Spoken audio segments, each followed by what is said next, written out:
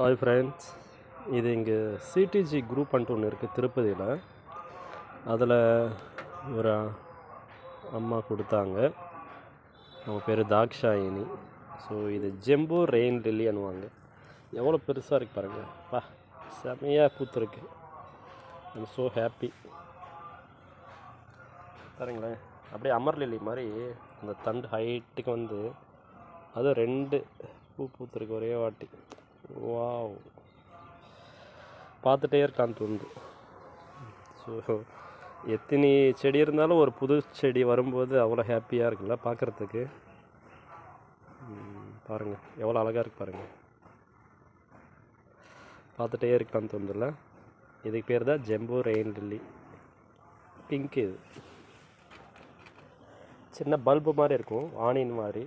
So அது வச்சோம்னா போதும், மழை பெஞ்சாவே ஃப்ளவர்ஸ் இது மாதிரி வரும்.